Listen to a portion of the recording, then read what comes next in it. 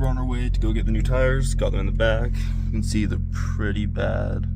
Not the greatest on tread. We're going to get the new tires now. I'll film an update once we pick them up. And then put them on the car, adjust the ride height. I'll show you how to adjust the ride height on the coilovers. And then, yeah, we'll go from there.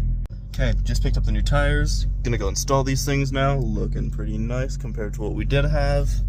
Gonna install them, adjust the ride height, try and get it as good as we can, and then install the new lower tie rods on the rear end. So we should get a little bit of camber. Not sure if we will. Just gonna put them on, and then we'll go from there and see what we need to do. Okay, got home. Not really much to say. Not really much to say other than, wow, new tread, so beautiful. Pain in the ass for those lug bolts though, so might put in some lug nuts and studs soon. Now, we don't have these ones just on quite yet. We're gonna go underneath, replace that little bar there with an adjustable one. We can end up getting a little bit of camber out of here if needed, or, you know, mainly just to have a new one because everything down there is looking pretty bad, and eventually we will replace all this stuff. These coilovers I was talking about, not great. They're max speeding rods, but they'll have to do for what we're doing. But yeah, I'll show us the pain of getting the old ones out, putting these new ones in. Nothing really special, just kind of nut, a little bit of spot there so we can adjust it and tighten it down, and then that goes in and out, and that side also goes in and out. And then it just gives us a little bit more of angle on this tire just in case, because the old ones, if you didn't notice, they were wearing on the outside a little bit.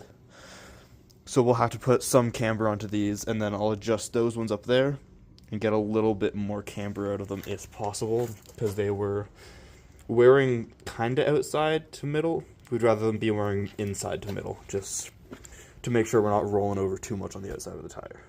This is what it looks like from underneath. It's just that bolt there with this piece pinching the middle. And then over there, it is inserted inside that bracket. I will end up having to put the threads back on the end of these bolts, I believe, so I can show myself doing that. But you don't have to film us taking these guys off. You'll see how much of a pain it is when it's, you know, caked in 30-year-old rust and has never been touched. So yeah, we'll go do that.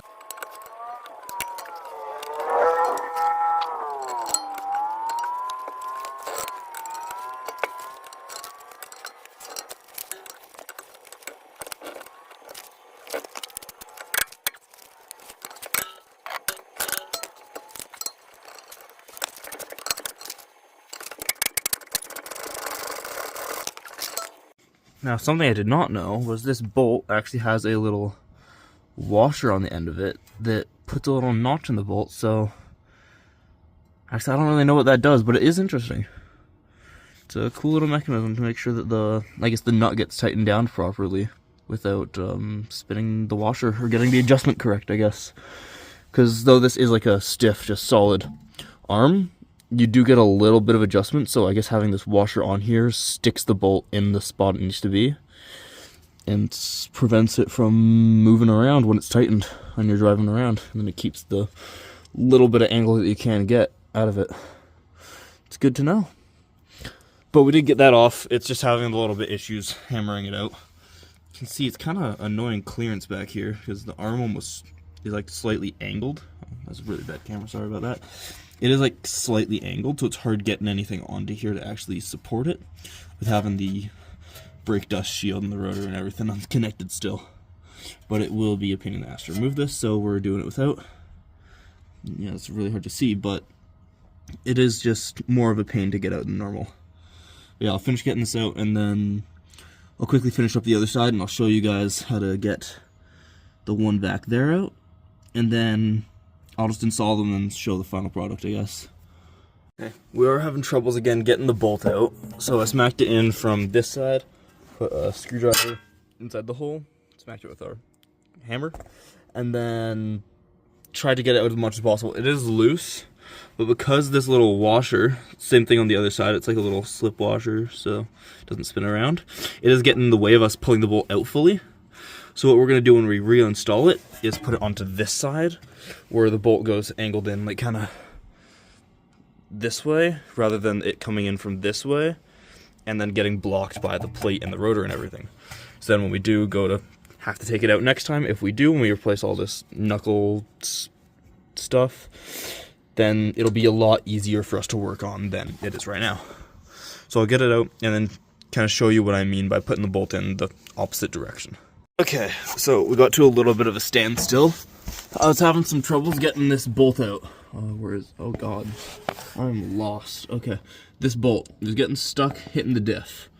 So what we gotta do, had to loosen, take off the sway bar fully basically. And then we are taking out, if it focuses, oh, these end bolts here. You can see I've already gotten the one out of this. These bolts that are on the end of the diff. We have to take out the one over on that side. You can just see it above the sway bar there. We have to take that one off. Then we should be able to shift the differential over just enough to pull that bolt out a bit more and then get this guy pulled on out. And then we'll get the new one installed. It is a good thing that we have YouTube, because I had to Google how to get this guy out. I was far too stuck and was just going to keep messing around, wiggling it, moving this thing, trying to rip that bolt on out when all I had to do was jack up the diff, take 2 bolts out, and should be all good to go. I'll give you another update once I get on getting it either out of here or we run into another issue of unbolting more of the diff. Thankfully, that did work. We took those 2 bolts out, jacked the diff up a little bit, and she pulled right on out. There was a thing where you can also, if you're having issues, undo, I don't think it's that one, there is another bushing somewhere around that area, just past where the exhaust is, where the drive shaft connects. There should be another bushing you can detach. And then you'll get some more clearance to get those stuff out. But I got the actual tow arm and the bolt out there, so we're all good. Now, here's a little update on the old part. This is it. There's not a whole lot wrong with it, more so I just wanted to switch them out because when I bought the car, the previous owner had these. I figured, adjustable, I may as well put them on. I trust it, and at least we'll have one extra thing in this bajamble of suspension replaced brand new. So I figured, have it, why not replace it? And I don't know, have something to do at least while I'm waiting to get money for the rest of the parts on this thing. But now that we have old one out, do a quick time lapse, get this one installed, and then I'll do the other one off camera. It's going to be the same process basically, same annoying bolts not coming out and issues of stuff. And then I'll show you the final product, we'll get it installed, do some adjustments, and then drop the car down and, like I said earlier, do the suspension adjustment, and we'll figure out together honestly how these work. I've never had to adjust the lower boot of coilovers. But yeah, I'll get this guy sorted, quick time lapse, and then get the other side sorted, and that'll be that. We'll lower the car and maybe take her for a little rip after, test out how we thinking it's feeling, and then also break in the new tires and whatnot. The ones are over on that side. Yeah, we'll break it on in, get the time lapse going. Okay, so we did get everything back up. New arm is installed, diff is back up and bolted. We just have to go and torque everything down and then we'll be all good. But I do suggest when you are doing this to get some help, because I had my dad have a crowbar here, push up against there, and then he pushed this down so that this whole hub could be rotated outwards. And because regularly this hub was like, when it was relaxed, it was set way back. So then I couldn't get this arm on here because the arm was like here, but then this was like back here. So then I had to get him, put some pressure down on this arm, or you have someone lift up on this, and then it'll move it into position so then the other person can slip the bolt right on through and then get everything. I would just get the bolt through. You don't have to nut it up yet, or you don't have to put the nut onto it or anything yet. Just get the bolt slipped through, do the rest after. Did that for both sides, as you can see. The other one's bolted up on nicely too. And then the diff, once you do that, then you can set the diff bolts and everything back on down, and then get them all torqued up. Same with the sway bar. I'm not sure if I showed, you have to disconnect the whole sway bar. So just this link here, and then the one on the end. I did take that off, you don't have to. You still have to get it back together. but just get those two off, and then you'll have room to get at the bolts for the differential. Otherwise, you'll struggle quite a bit trying to even get those big bolts off. And everything here is like 18 or 13 mils, so you don't have to grab a whole lot of tools, just those two, and then you'll be all good to go. But yeah, just gonna go torque everything up, and then we'll be all done. Now I'll just show you the finished product on how you actually get the camber and everything adjusted and set for the new tow arms. And when you do go to torque up the rear differential bushings, so these ones here that we took off, they do get torqued down to 57 foot-pounds. That's usually what everything will be torqued down to, is 57, except for, you can kind of see there, that one just right above the control arm, and that one there, here, that one, oh, fuck, it's hard to get there, that one there, those ones get torqued down to 70 foot-pounds, just because they are holding on that full rear subframe support and everything. It's holding like the sway bar, the diff, and everything else. Those ones get torqued down to 70, but then the ones we took off and the one over at the front there that I mentioned earlier, those get torqued down to 57. Okay, so it is a little bit darker out now. It's getting late. I'm just going to do this and then finish up, and that's it. But to adjust these arms, I'm having issues with that loosening, actually. So what you normally have to do is, see that little shinier nut there? You loosen that, so I have to spin it this direction, I think. Yeah, spin it that direction. Loosens it, allows me to tighten this bar down. Actually, okay, I've been doing this very incorrect this entire time. I've been messing up. Anyway, spin it left. Loosens, because that's a bolt that goes in. Down here, that's a bolt that goes in. They do the same thing, so loosen that. Then there are, you can't really tell on camera, but you put a 24 mil onto this. You spin it right, and then it closes the gap between them, and it adjusts the camber. So if you spin it left, then it loosens the bolts out, and then pushes them out, and that gives the car more camber. Then you turn it right, and then it gives it less camber.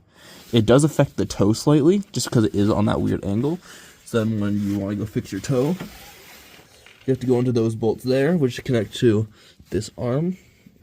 You have to go into those bolts there, and then that's how you'll adjust the toe. So you'll just loosen those two you see, actually. There's a third one. It's good to have that loose, but still pretty tight. And then you'll just move it back and forth until you get the desired toe you need. Or, you know, you can also take all this to a shop to get them to do it for you. But, yeah, it's pretty straightforward from here on out. I'm going to finish up, show you guys the finished progress, and when I'm actually adjusting the toe properly, I'll show you you can use a string method, which I'll explain better when I'm actually doing it tomorrow.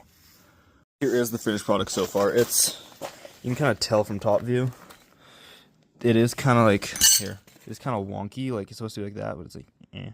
So it has like a bit of toe in, because like the front of the tire's in more than the back of the tires out more. If it was the opposite, it would be toe out, because the front of the tire would be eh. Normally it's like that just on the fronts. Like you kind of want to have a little bit of, honestly it depends, I forget which one's which, but sometimes toe in's better than toe out. But for this, I kind of tighten them up. Oh, it's really dark, oh my gosh. But just tighten them up, it's all good. And then like I said, the guy way down over yonder, I'll tighten that up for the toe. But this was pretty straightforward. Getting it in, like you saw earlier, was kind of a hassle, just because I had to get lifted up and whatnot. But it's all set in now. That back bolt was a pain, just because the exhaust hanging right here. But yeah, so this is it so far. It has the tiniest bit, like maybe a degree of camber, maybe 2. But it's just gonna stay like this. Don't need much more than that. It'll work for what I'm doing, I think. I don't even know what the finished product with this car is. Drift build, street build. Drift street build rather than track street. I don't know. But this is good so far. I can adjust it at any time now because I know how to. And then, yeah, we'll do the toe and stuff tomorrow. Show you how to adjust the bolt on the bottom there. And then also how the string method works. Maybe we'll get the front tires and everything done at the same time. But yeah, we'll see you tomorrow. I'm gonna go to bed now because it is already like, I don't know, 8 p.m. and it's somehow this dark out.